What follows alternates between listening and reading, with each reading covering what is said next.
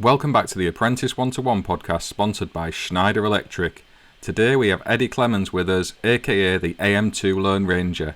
If you'd like to find out more about getting your hands on the Lone Ranger AM2 board, hit Eddie up, link in the description. Welcome back to the Apprentice 1-to-1 podcast. It's me, Mark, and I'm back again with Jamie. How are you, mate? I'm all right, mate. Thank you very much. It's good that you've taken the time to join us. Now you're in with the big time podcasters over with Sam doing lives. I'm trying to replace you. Yeah, well, that's it. I've not got a slot left now. You've taken them all. But it was really good to see that live. For anyone who hasn't watched it, and I'm sure you all have who are following on here, but go and check out Monday Club. Sam did a live this week. It was very funny. It was funny. A bit of a giggle. Go and check it out. We have got a great guest with us today. It's somebody who showed support to Apprentice 1-to-1 right at the beginning, and before that to industry anyway. Bit of a legend, Eddie Clemons. How are you, mate? Very well, thank you. And yourself? I'm really good, actually. Really good. I've had a cracking day, which is always nice. You look like you're away in a hotel somewhere. No, a house actually.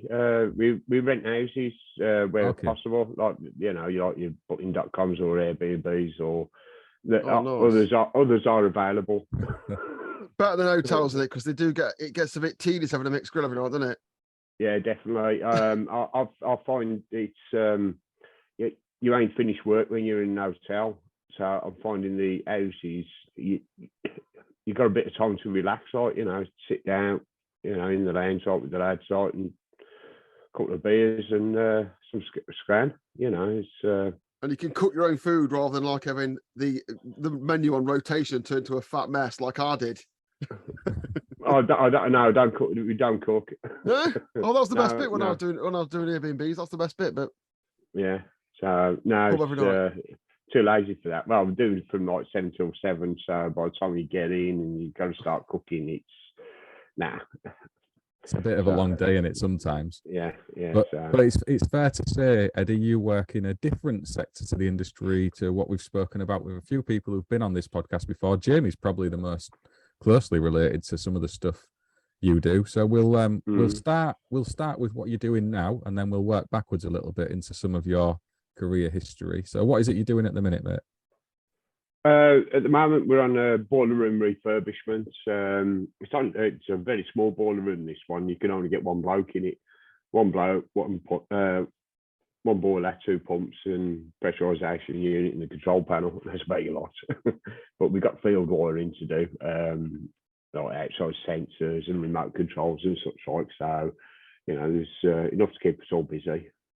So you assemble panels off site, don't you? I believe you just moved to a unit. Looking at some of your posts on Instagram of late, so you prefab much of your gear and then take it to site and put it in.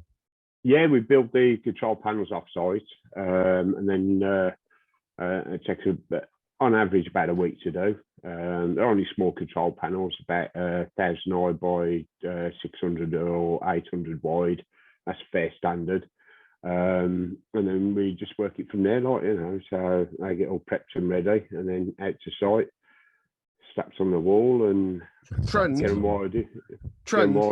Is it Trend, Eddie, or no? I use Cruise Millennium controllers. They're only small. They're only small systems, so it does not warrant. Well, basically, put it this way. When a train company quotes for the job that we're doing, that'll be the Chinese arriving. Get the door quick, mate. I've got to look after the lads, number one. So when they price for it, the price of their control panel normally comes in what we can do the whole job for, and we do okay on that. Oh, fair one. So you know what I mean? So if anyone don't know, Trend is that's a niche product in it for BMS eating and stuff. But you're not. What are you using? Just normal PLC. Yeah, small PLCs. Yeah, what you'd call probably nano PLCs. Yeah, but yeah. I mean, smart relays. Yeah, basically, yeah. And but the thing is, I could get them to do like stuff that pretty much anything that they can do. Same thing, but it's all the same. The programming is the same and everything, but it's an easier software to work with, I find. So, and if anyone's watching, and also the software is free. So if If anybody wants anyone's to going have to a say, if play anyone's with it, watching, that this what you're using Cruise A, and yeah, then Cruise A. there's the Schneider. Oh, sponsor Schneider do one called Zelio. Oh, that's right. Oh, Schneider have been there. I'm sure they do Zelio, Schneider.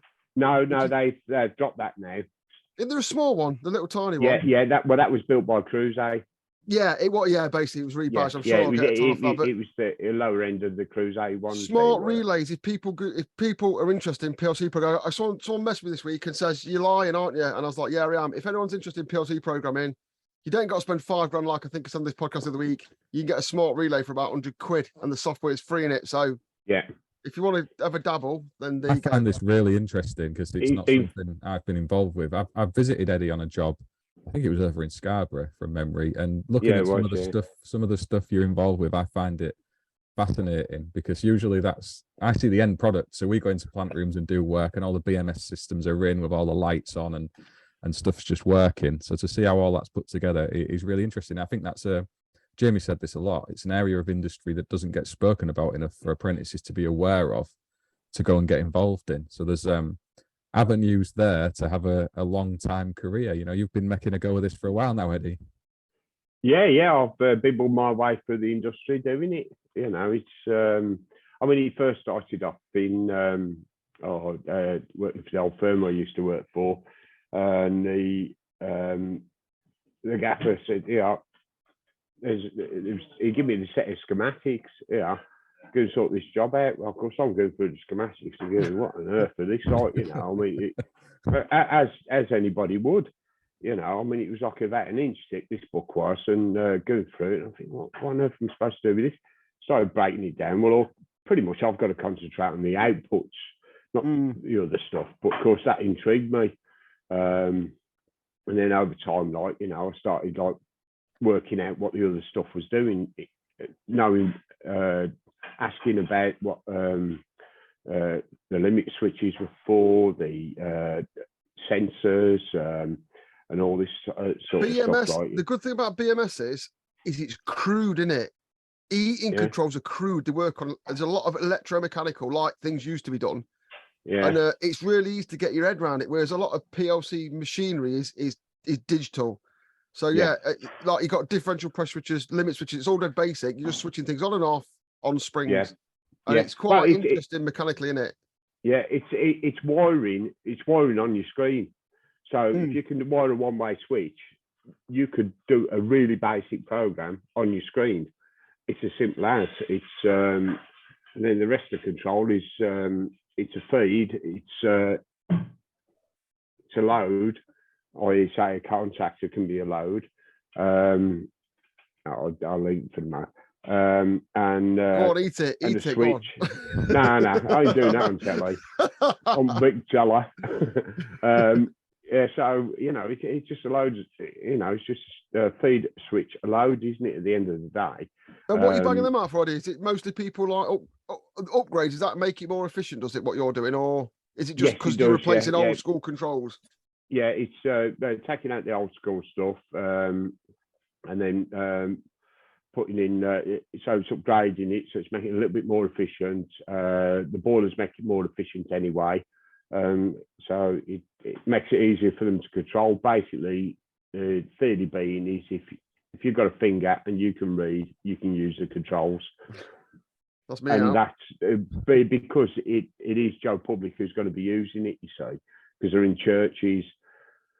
So therefore, if you start putting the trend stuff in, like the IQ view and stuff like that, it confuses the life out of them. They don't know what they're doing. Somebody's messing around with it who ain't got a clue because nobody passes on information, and you've got problems then. So your niche is the small scale stuff, is it? You concentrate on that. It is now. Yeah. I mean, I've done boiler rooms, like I've said before, like as big as like, you know, hockey pitches, you know. So you know, I've done some really good sized boiler rooms, like, you know, heat exchange plates that have been in there, like, you know, there's been bigger than a dining room table, you know, it has been shed loads of kilowatts, like, you know. So BMS is where BMS is the transition point, and I suspect it will be for a few other people listening, or possibly in the future. BMS is where I transitioned, or what interested me in going from being a sparker to being a controls engineer. So I used to work for a firm called Andover Controls, or fit a lot of their panels. I've heard of them. And I've heard they used of to, them. well, my tell is they used to do loads of stuff at Nottingham University. It was, I think it's all trend inside, but it was a company called Andover. I don't know if they're still going. Yeah, And my I firm know. used to retrofit them like you did. And I used to Yeah. like all the containment, all the controls. We didn't do anything to do with the programming, but it sort of got me thinking about, I never really considered relays and contactors and drives and all that kind of stuff. And that's what got me moving into it. And obviously it's dead basic. And you can just build on that. It's definitely, if anyone's ever interested like that, it's I really enjoy BMS, although I never do it. So, but yeah, it's good game to be sounds in. like you kind of went into there sort of semi by accident, did you, Eddie? You mentioned about your former employer just passing you the book. It was. When. Yeah. Literally, it was. I was. I chucked it at the deep end, or what? Like I don't know. Like, but it was. He come to me. I didn't go to it. You know, I was. I mean, I probably fit about 10 sockets a year. Good. That's all right. Honestly, Okay. That's the best way. About 10 lights a year. In fact, at the weekend, I fitted 3 downlighters in my own dining room, and that's like, you know, it's like half a year's worth of lighting for me. That is, you know, swapping 3 downlighters out. You know, because I do not touch sockets and lighting that much now. Which is what people go into the trade think everything is. I think that's it. Well, yeah, and it isn't. But I mean, because of smart technology now, this is where, you know, like smart home stuff. This is the crossover, isn't it? As such, like the BMS like sort of thing, and there is especially what's the guy's name now? He does a lot of that lighting stuff. The people doing the Lutron and stuff and all that. Yeah, he does a lot of that sort of stuff, like down in London, like, and he does some really good bespoke stuff. You know, and that's like the crossover of what this stuff can do. You know, you can basically get it to do whatever you want to do. You know, which is the name of the game now. And everyone wants it to do what they want it to do and be efficient and check the outside temperature and all that. It's all going off now. So plus also, like, it's the saving of the equipment as well, because I reckon to get to a traditional control panel to do, you know, like just relays and timers and stuff like that, and contactors and what have you, to do what I get it to do, I reckon my panels will be at least 6 times the size. Because you need all the I remember just where I'm in my guys now, just over here, there's a panel there now that does all my data, but there used to be a little panel there, a 600. It had timer in, 2 timers, one for when you was in, one for when you was out. It was connected to the alarm. It knew when people were in the house. It had 2 starts upstairs and downstairs, and all this other stuff going off here. And it was rammed. It was a total mess. I'll see if we can put a picture of it on Twitter if I ever find one. And the boiler's just here. And I was dead proud of it. It knew what time I got home, when you was in. It wouldn't come on if the alarm was on, because it knew you was out, and it saved loads of money. And then one day, the guy come around to the board, the British gas guy, and he was looking at it going, oh, it's really interesting, that. And I explained how proud of it I was to him. And he went, yeah, our hive does all that, and it's this big. And I was like, oh, you bastard. And I bought one. It really is good. Got to admit, but I had that. Doing stuff what you do. I had that 10 years before you could get anything like that. Yeah. How do you do that then? Do you do all the new smart PLCs? Can you use apps on them and stuff, or do you not? There is apps for them for the newer versions. I've stuck to the slightly older versions, basically because they've been bulletproof. And there's when they brought, it's like when they bring anything new out, they have their niggles, don't they? But when it's in like the middle of Scotland and you got a niggle, it's costing you a little bit more money, and you know what I mean. So the classic, as they say in the PLC trade, never upgrade a working system. Yeah. Oh shit. Yeah, it's bulletproof. You can do what it does exactly what it says on the tin. And if I need to, the only problem was with the Millennium 3 versions was the size of the memory, because I used to bust it all the time. I used to break it to pieces because I just wanted it to do so much, right? So what I did is I spread it over 2. So what's that? Just because I think I'm drifting too technical with you now. So explain if what's your average job and then what you're doing? So what does your average job, you go in there and what do you make it do? How does the user integrate with it and stuff like that? Right then, Because okay. obviously, imagine it's a little church or something, you've got all these dithering old people in there who are scared by technology. Yeah. How do you make it work? Right, basically, what we have is we have the control panel in the plant room, which does all the jiggly pokery with the boilers and such like, and then out in the field, say by the entrance, you'll have a 3-button control, which lights up. Similar to the buttons you're getting lifts, stainless steel buttons with an LED ring in them, literally, if you want that area on, you press that area, and the area comes on. You can also cancel it by pressing and holding it. So I don't want it to be. So you press it on, press it off, due to the fact if any it kiddies, gets knocked, or it gets. But it's more of a case of kiddies because they see lights and they like pressing it, don't they? So they've got to press and hold it until the light goes off for it to stop. Only for a couple of seconds, but it's enough to stop the kiddies dicking around with it. And then, but also in a timed period, say for example a Sunday morning, you can also cancel a time period or reset it by doing exactly the same, pressing it, either start it or pressing it, hold it, and it'll turn it off. There's quite a little program that goes beyond just that little bit. It took a couple of years to actually to get it quite refined. Like, so you're mopping up all the community centres, churches, all that kind of like micro commercial type stuff. Yeah, it's mainly for one customer. Yeah, it's just a second. He's gone to get his ID badge. No, it was just shutting the door, so the lads ain't listening to me dribbling on. So if anybody wants to listen, they can guess the they can watch this. But they listen to me dribble on all day, so that, they could do without me on the evening, couldn't they? You still got Steve with you? Yeah, I've still got Steve with me, and I've got a young lad as well now with us. He's in his last year of his apprenticeship, subcontracting at the moment, and hopefully maybe going full time. So they do a lot then. Are you just there doing the electrical? Is there another crew doing the plumbing? There's another crew doing the. And you just all mop up as a big gang and get them whacked out. Yeah, well, basically, they go in the week before. They do all the pipe fitting side, fitting the boilers, the gas, and all this, that, and the other. And then we go in the following week and make it work. That's what we do. Before you did all this, Eddie, was you involved in traditional electricianing, if we call it that? What was your background before all this? Oh yeah, I'll try it loud. Yeah. No, I've been there. Like one day I could be fitting, go around and fit a granny's doorbell. The next day we'd be putting 240 mil armors in. It'd be that was it was a small family company, and the range that we did was it was brilliant. Really good apprenticeship actually, I mean, like pyros and stuff like that.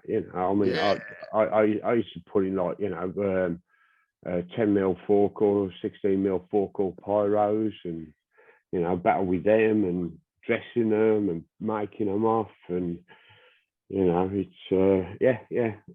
done all the traditional stuff, all the net breaking and putting light fittings in all day long, and the usual, How was your apprenticeship what would be termed? Jamie said it a few times, but the time served version? Yeah, traditional. Yeah, it was the traditional apprenticeship. Yeah, I was on 35 quid a week when I started. Yes, I know. But how much was a pint though? How much was a pint at that time? We need a comparison. How much was a pint of lager at that time? We need a comparison. Well, so when I did mine, I was on £98 a week, and a pint was £1.98. Right then, I started my apprenticeship at 16. At the age of 18, a pint of Carling Black Label was 69 pence. Wow. 69 69.71 because I started working behind the bar. We've got to get some there one day. It's got to give us in shillings. No, you ain't gonna be me. 69p. I was born the year of decimalisation, but I can work in feet and inches and whichever, like, so both ways. 69p. And what was it? What was it on a week? £35. So yes, so the weekend was quite good. Yeah, it's not bad, really, is it? Worked it out. It's that if anyone is training, it's that if you do a proper apprenticeship, which I recommend you do, as we always done here, the first year is hard, in it. The first year is the worst. But it was hard work, yeah. But you graph for it then. Yeah, chopping out boxes and all that, busting all your knuckles, you name it. Yeah. In the days, we used to use a raw plug tool.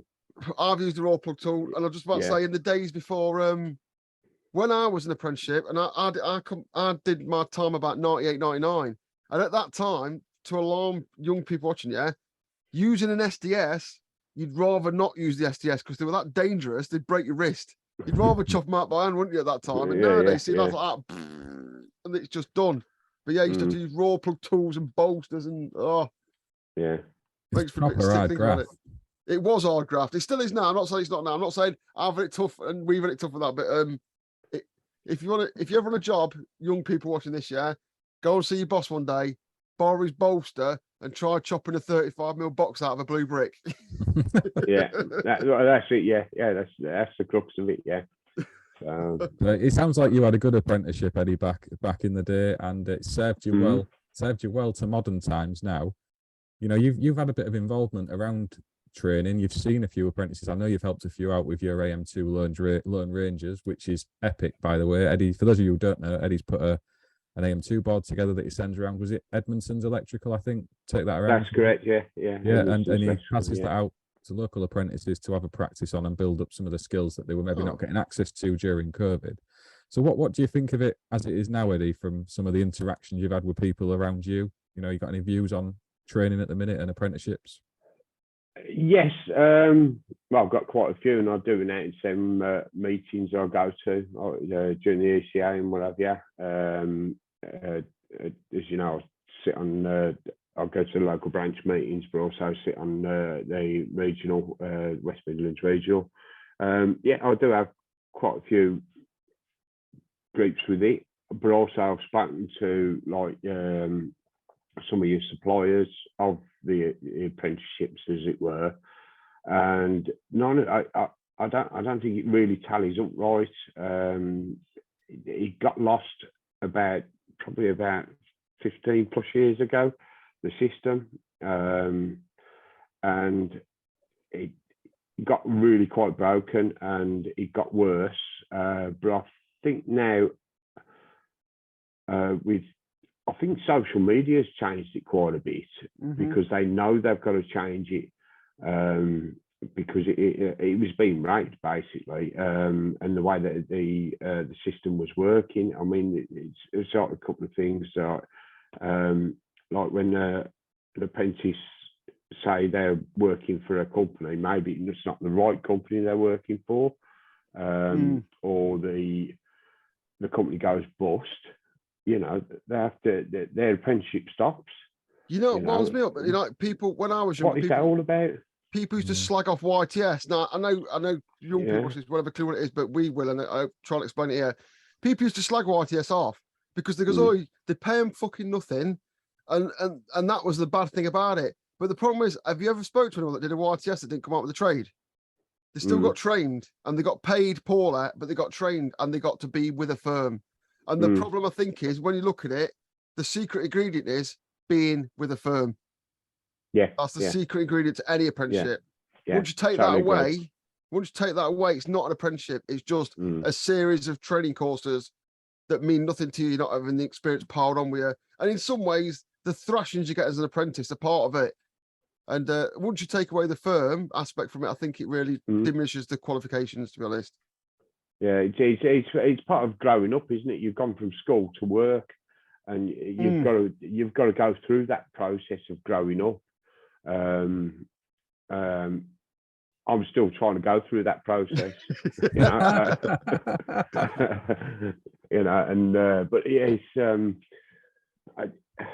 there is quite a few gripes I've got with it. I mean, it was just something like that. But whereas when I was in Peters, there was a couple of lads in one of my classes. One had a firm go bust, and the other one, he was having problems with his firm. But they managed to be able to swap to another company and continue their apprenticeship, because it was purely backed up by the system, i.e. the electrical trade. But now, I mean, Mark, you tell me more. Like, is it because it's getting people onto the apprentice thing and getting the funding from the government? Is that why they have to start again? That's exactly the problem, mate. And I don't blame colleges in this. If they're not getting their funding, they can't stay open at the end of the day. I think they get, was it 6 weeks, I think, to find new employment, and if they don't, they lose their place because they need to refill that with someone who does have funding. I think that's something government need to look at. And to be fair, they did relax that in COVID. It was not scrapped or adjusted, but it was very light touch with the colleges and the funding. But yeah, it's something we should sort out, because if someone loses their job through no fault of their own, because that company's gone bust or something else has happened, like you said, the trade and everybody involved in that system should help to try and sort that problem out for that learner. At the minute, it's kind of put onto them. You've got to go and get a job. You've got 6 weeks to do it, or whatever the time frame is. If you don't, that's your place gone. And I think that's the disconnect there. With only the trade. Only the trade can help itself at the end of the day. If you look back over the past 20 years with I've been in, which is all I can do, only the trade can help itself. If you're a sparker, you should be helping out apprentices. All right, you can have a bit of fun and all the kicking off and that, and tar and feather them and throw them in a lift, if you're allowed to do that anymore. But you still got, if someone comes up to you, you've got to show them properly. Because the only way you'll instill discipline and people wanting to be good is when they see good sparkers working and doing well. And I think you're right, mate. 15 years ago, I think a lot of people got greedy, and it's rippled through the trade since, I think, is the problem. Yeah. There was a big boom time, weren't there? Then it seemed like training went out the window because everyone was making so much money 15 years ago. It sort of everyone forgot to train apprentices, and that went from firms to individuals, I think. Yeah, they forgot to reinvest. Yeah, and it's big firms and little firms all over, isn't it? It's important to listen to people like yourself, Eddie, who've been around a bit of time and seen these things as it's happened. No disrespect to you, you've been involved in the industry for quite a long time, and you've seen it. You've seen it from the bottom to the top. So if someone like you is saying that you're seeing the issue was starting around 15 years ago-ish, and it's an opinion I share, by the way, I think Jamie does as well. It's interesting, isn't it, that everyone's saying that 2000. If you can find the time frame, you can do something about it, can't you? You can see this is what started to happen. Let's maybe work towards putting things back to how they were. It's interesting everyone pulls up that same time frame, about 2005 as well. I don't know what happened. I was a lot younger then. I was doing a lot more young person things, but it would be interesting to go back and have a look really what did happen, but you can't find historical things about the trade, can you, unfortunately? Yeah, I think it was Part P probably drove a lot of it. Yeah. That is the nail I drive into every coffin, and I do believe that Ed Potter played it. That did play a part, but I think other things were going off around that time. I'd like to look at I'm getting really into it now. The more people talk about it, was it the economic things going off and all that? But it's nice we all agree. But is it getting better? Do you reckon? I have a lot more belief now because the social media. I think so. Yeah. That people are like yourselves and like many others as well, definitely. There's a lot more people that are willing to help out, like strangers and such, like, and give that encouragement. It's encouragement, it's constructive criticism, if somebody does a Kashimi or this board or whatever it be, don't slice it off. Constructive criticism, a bit of a banter is good. Like, it's good for everybody. But also it's the constructive criticism. It's for why. I mean, some time ago, like during the lockdown, when I first started doing social media a bit more, like, as it were. Sparky, I went out for social media, like, there was it's something done. He was dead proud of it. It really is, really smart working Sparky. And but I pointed out just a little thing that actually they didn't comply, and but rather than slating them on publicly, it's a DM, and do it politely. It ain't like your work's a load of crap. It's hang on, this is why, and these are the facts. I did not use pan and screws. Was that what it was? No, don't go down that route. But that it was that one of them was to do with putting an armour through, coming into a junction box, like I think it was a whisker box if I remember rightly. Coming into that, got the tail off it, this, that, and the other, and then took it through a cavity wall without any mechanical protection going through the wall. So because people assume like the bedding is a mechanical protection, it isn't. No.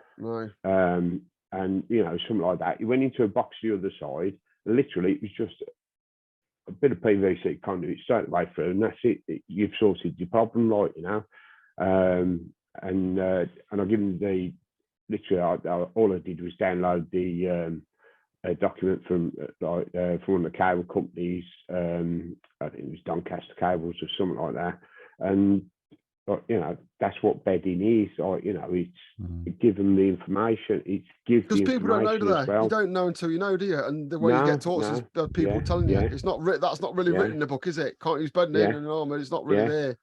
But you have to comply with all the other regulations. I mean, it's like many people have said, but to actually know all the regulations and buy them all, you'd need about 20 grand before you even started. Well, you would. You would. I mean, if you went through all the regulations, all the British standards and everything else, before you even started reading them, it's going to cost you 20 grand. So it's experience from other people's and everything else. This is why and wherefore, but it's how you do it, I think, is the thing. I mean, the only negativity I've ever known, to myself in social media, is being hacked. And that's it. That was horrendous. I cannot say. I mean, Jamie's probably going to slag me off something rotten there, but. I'll tell you what, mate. I didn't add it till you got done and someone else got done. I didn't have TFA on. I didn't have two-factor authentication on. I just thought, he's going to have Instagram. And then you realise, it's helped some. I'm sure it's helped some of us out. Some other people not been done. Yeah, it's just unfortunate. It's not said enough, Eddie, but you set a great example for people on social media, and you're a very modest and humble person who won't ever big yourself up. But the things you have done to help other people, be that just through sharing a simple thing about two-part authentication after your horrendous experience, all the way through to the press-up challenges you do, sending in the MFT test set that, by the way, kicked off all the other giveaways that have followed since on Apprentice 1-to-1. And that numbers into the tens of £1,000s worth of gear now, by the way, mate. No way. No, it does. You kicked all of that off. I'm incredibly grateful to see you posting here and there. I know we haven't spoken for quite a long time because you've been busy with things, and these things happen, don't they? We drift around in busy circles, mate. But it's that respect from me towards you is there. The AM2 test board as well. It's actually pretty epic when you step back and look at it, and you never go on social media bigging yourself up about it. I've had accusations about that this week, which is quite ironic. But credit to you, mate. No, it's all about what I'll get asked. It starts off with a simple thing. I mean, it's like the AM2 Lone Rangers board. I just posted. I had my books from when I was an apprentice, from 36 years ago, and it showed you how to bend the piece of conduit and what the angles were and stuff like that. And I posted pictures of them pages. And I've got loads of responses back from apprentices. Oh, that's really helpful. I did. And Jana, T Electrics, give her a bigs up. She got in touch with me, she said, it'd be really good to practice it well, because we was in COVID. It was, because I was going to say, I'll pop round our gaff, I'll put a couple of 8 divorce sheets, crack on with it, I've got shed loads of the stuff knocking about. There's Bender and everything, crack on with it. Of course, you couldn't really do that. So So she ended up with about half a ton of kitland on the doorstep. You know, but it was a bit impractical the way it was done. But it was a learning curve. And then, of course, by having the conversations, it realised, and speaking with Gary at GSH EFIX, and speaking with him, like, you know, and chatting with different people, it's like, it was evident, like, you know, needed some portable. We needed a portable cubicle. How do you do that? Right, this is what we're going to do, you know, and that's how it come about, you know. But it's the communication back from the apprentice as well, and that is so important. I think that is so important. I mean, I always say to any Sparks apprentices that I work with, my way is not always the best way. Yeah, chuck ideas in the tin, you know, throw ideas in the tin. If it's a crap idea, I'll let you know for why. Yeah, and I'll teach you for why it's a crap idea. If it's a good idea, but not quite the way I want it, yeah, maybe might be more expensive with the job allowed for it, X, Y, and Z. There's so many different variables, but it's explaining that, you know, you've got to get involved in that and teach that, like, you know. But if it's a bloody good idea, big slap on the back, and don't try and knock them off the steps at the same time, like, and it is a big slap on the back, like, bloody hell, well done, you know, good on you, you know. It's thinking out the box, you know, because two sets of eyes are better than one. And question. This is where we are. This is where we brings us back to the experience of an apprenticeship. You can't read this in books. You can't read this on the internet. You can't watch this on YouTube videos. It only comes from being able to interact with another trade person. Yeah, definitely. And having the confidence to ask questions. You know, one of the tips we always try and give is don't be afraid of asking your employer questions. And like Eddie says, if you've got an idea of something, shout out about it. I try and make people who are in around me feel comfortable to do that. If they're not, I'm doing my job wrong. So if you're an electrician out there working with an apprentice and they're quiet as a mouse, never talking to you, you're part of the problem there. So try and make them feel a bit more comfortable to raise their hand up, offer an opinion, and give some ideas. Yeah. You know, the more ideas you've got in a pan, the more choice you've got, haven't you, to solve that particular problem. It doesn't matter whether it's cutting a cable along the wall. You know, it doesn't matter what it is, how you connect it. It doesn't matter what it is that you're doing, or it could be something highly complex. But the more ideas in that pot gives you a better choice to choose from. You know, especially when you're working with containment. I found that a lot going into plant rooms. You might find this, guys, when you're in plant rooms as well, but it's often harder working around stuff that's already in place, trying to get your containment to fit around it and bridge over stuff. And I have those chats all the time with Matty and Nathan. Like, this is how I think we should get from point A to point B. What do you reckon? Usually, and then you realise you've missed something totally stupid and they go, what if I might do this? Yeah, it happens all the time. And just needed fresh eyes. And that's one thing, experience doesn't matter. If someone goes, well, why don't we just do that? And you're like, oh yeah, there's a massive empty wall over there. Because you will miss stuff, don't you? So apprentices always feel they've got their opinion is valid. Any sparkers that are knocking that down should shut up. And always take everyone's opinion. This happened today, actually, because normally if we're jumping over a pipe, because normally we'd like to fix the wall. I don't like fixing to uni struts and whatever. But if we're fixing to a wall and we have got to jump a pipe, normally we use 45 internal, 45 external, 45 external, 45 internal. And Steve today has done like 45 internal, a 90-degree external, and a 45 internal. Why haven't I seen that for the last 30 odd years? Why have I never seen that? I've thought about that's just based. It's 245s, isn't it? Yeah, 245s at the end of the day. You need it, or someone might just it looks a hell of a lot neater. I've never done that. I'm trying to think how that works now. You've got me on the one there. Yeah, you're jumping over a pipe, So you're internal 45, so it's coming towards you. An external 90. Yeah. And then an internal 45 to get back on the wall. Works, and then you realise 2 weeks later that the pipe's coming out. It doesn't matter. We jumped it. It's gone now. And it looks beautiful. but that happened today. That did. I looked at it and I thought, "What you done there, Steve?" I'm trying to look at it. Well, hang on. I'll post a picture of it. Yeah, I'll post a do picture that. of it tomorrow. But it was because normally it would be internal 45, external 45, external 45, internal 45. Now I've used one less bend, which will probably be cheaper because it's a standard bend rather than a more obscurity one. Also, we've got to change the direction on this one as well, which are very rarely used, but I always have two of each, a lefty to righty and a righty to lefty. But we do need them occasionally, but we have to, they take a little while getting in. So we've got to change the direction, and also this internal, jumping over pipeworks, and it was. I can't believe I've never.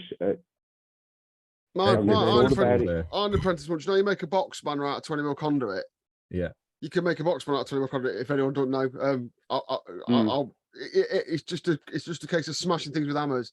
And we had one about that long, and I showed him how to make one day, and then months later on a job, and we had to put a hanger halfway down a 3-meter rod, and I'm there like flick, flicking knot.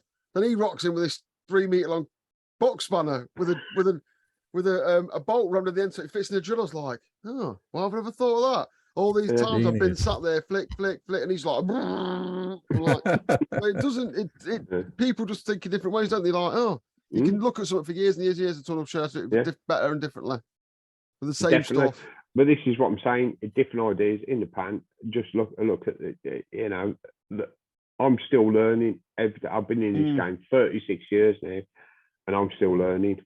It's a powerful message for anyone who's watching, and I'm really conscious about keeping you from your food, Eddie. That's going cold. No, you're all right. I'm not going to drag this on for an infinite amount of time. Is there anything you want to talk about while you are here before we wrap this one up, mate? Anything you want to mention or discuss? I think pretty much covered pretty much my bases. If anybody wants to, they're in the Midlands area or they want out building an AM2 conduit board or something like that, give us a shout out. It's anybody in the Midlands area, but also I've been told I can have it sent out pretty much anywhere as long as they're delivering there, and they'll deliver up to Glasgow, down to London and all sorts like. So if anybody does need it and it's available, then chat us up. I'll put a link in the description to the video, and I'll mention it on the intro as well at the start about the AM2 Lone Rangers. Eddie's Instagram handle, his new one, will be in the description of this video. I think I've seen him lurking on Twitter as well, so I'll pop that in there too. So if anybody does want to go and reach out to Eddie and ask for the AM2 board or any questions about boiler, plant room, BMS, all the relays and exciting things the guys have been talking about, you can go and pester him about that, because I know as a fact he will help you out. Jamie, anything else you want to add, mate? No, I enjoyed that. Talking BMS, talking old controls reminds me of my I've really enjoyed myself. This has been a cracking chat on this podcast. I've had a proper good time, so thank you very much. What we're going to have to do is we're going to start going and visiting some people, aren't we, and doing all these things we're talking about verbally. We're going to have to start maybe popping along and seeing people and showing them. You've just put the production costs up about 1,000,000% there, Jamie. I've got all this camera gear sat here doing fuck all, so I might as well use it sometimes. So we're in a few months' time when I've got my sprog out of the way, not that I'm giving birth myself, I think we're going to start diving around some people like yourself and just showing people what this stuff looks like and is. Yeah, well, you're welcome to my site anytime. Nice one, I appreciate that. Cheers for that, Eddie. And on that note, we're going to end that one here. For anyone who's got any questions, drop them in the comments.